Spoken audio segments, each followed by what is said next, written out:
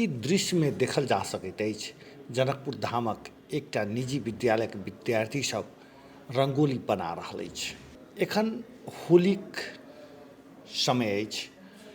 जनकपुर धाम में होली से एक हफ्ता पहिने से विद्यालय सब में वा कही विद्यार्थी सब होली मनाबल लगैत अछि आ एहि क्रम में जनकपुर धामक जानकी सेकेंडरी इंग्लिश बोर्डिंग स्कूलक विद्यार्थी सब आई रंगोली बनौलक अछि।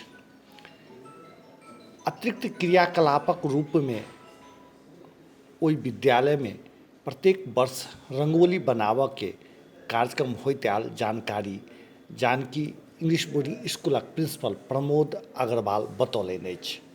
रंगोली भारतीय उपमहाद्वीप से उत्पत्ति भेल प्राचीन सांस्कृतिक परंपरा तथा लोक कला अछि।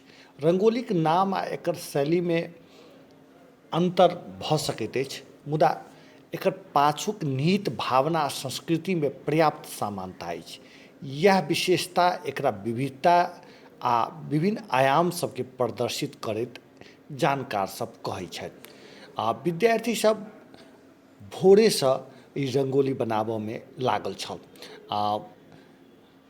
बच्चा सबके सेहो एहि दृश्य में देखल जा सकैत अछि आ जे 9-10 के विद्यार्थी सब छै ओहो सब रंगोली मनौलनि अछि।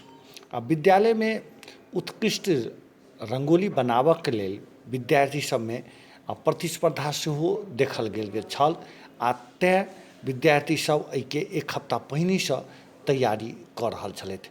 आ जनकपुर में रंगोली बनाबऽ के परंपरा के यदि बात कयल जाय तऽ ई भरि साल कोनो न कोनो उत्सव सब में ई रंगोली बनाओल जाइ छै। खास कऽ दीपावली के समय में घर घर में रंगोली बनाबऽ के परंपरे जकाँ बनि गेल अछि।